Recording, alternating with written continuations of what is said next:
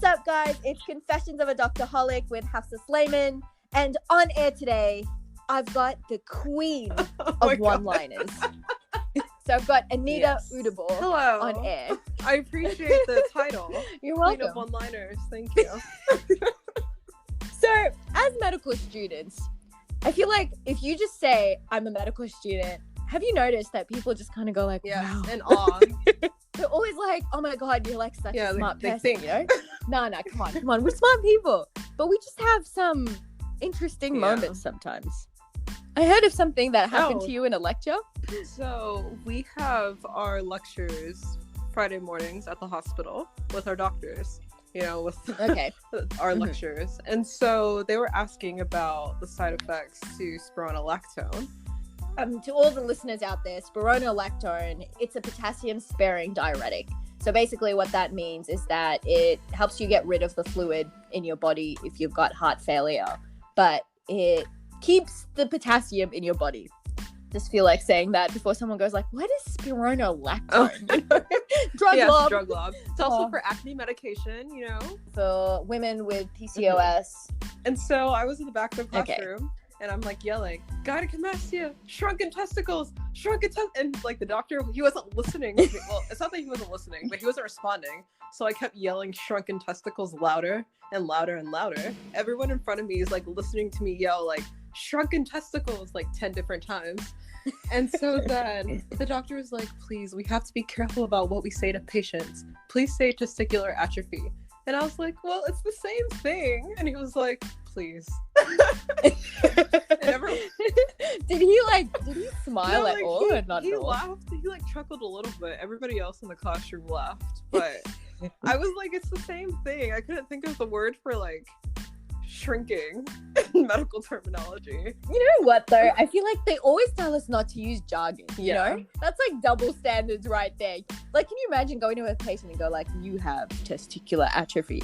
Like, I feel like that would freak me out more. Yeah. Like, if you go like shrunken testicles, like, okay, like, fine. Like, I can't show anyone my testicles anytime soon. No, but I mean, like... that sounds like I have testicles. I do not have testicles. No, I mean, neither of us are guys, so we don't have to worry about the shrunken testicle problem.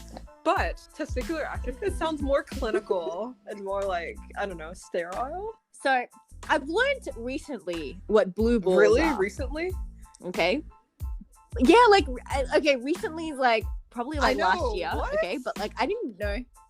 Okay. And then I feel like, okay, stop judging, Anita. Come on. No, but like, can you imagine? Okay, so turns out blue balls is actually a medical condition. It's called epididymal hypertension, something like that. Okay. It's a thing. It's a thing. Okay. So basically, what happens is that when some guys are like sexually aroused, it's like a psychological condition, I guess. When they're sexually aroused and they don't get a release, then they end up with this condition. And because it's I don't even know how to describe it. This is like so awkward. Because they're so aroused, they actually like their testicles look blue.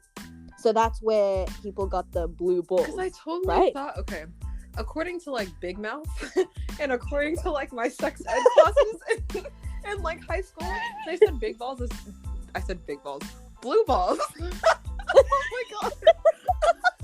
Sorry. No comment.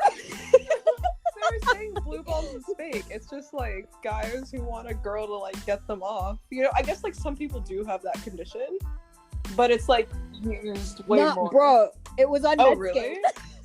Hold on, you know, now I feel like I need to Google this. It wasn't Medscape. I'm sorry about that. It was not Medscape.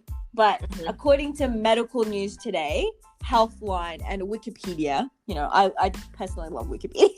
I know it's not like a reputable source, but I feel like it's got anything. Like, you like literally write anything and say Wikipedia, and then it like gives you links, and then you can read further, you know? But anyway, so according to medicalnewstoday.com, blue balls is the slang term for epididymal hypertension. It refers to aching or painful testicles, which some people may experience after sexual arousal that does not result in orgasm.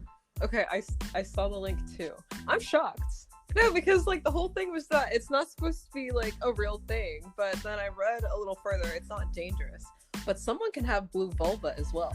So the balls are what? Blue vulva? Yes, I just read it too. Like on what you were reading, blue vulva is a thing. But they don't talk about that often, huh? Like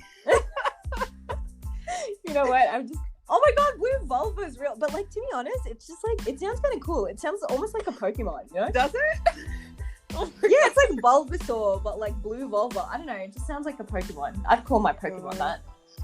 Oh my gosh. Speaking of blue things, have you ever heard of blue waffle? No. Wait, is that a thing? Well, I think it's an urban myth. Oh, like blue waffle disease or... Yeah, like it's a fictional like STD that people were talking about. Like that's why I lumped blue waffle and blue balls together. Wait, how do you lump them together? I'm confused. Why are they...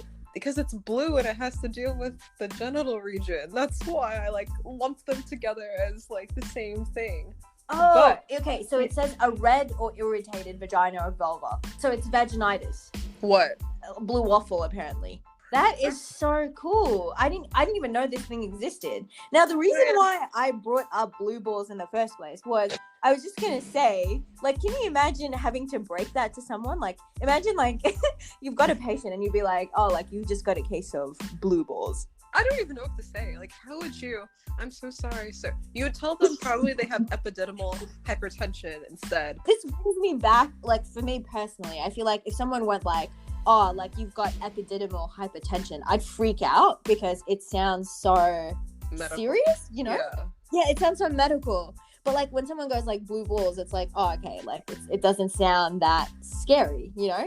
And it's the same with the testicular atrophy / shrunken testicles. That's my point here. Oh my God.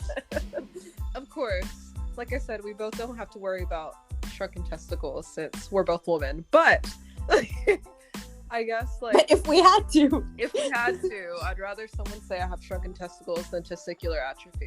Exactly. Boom. There we go.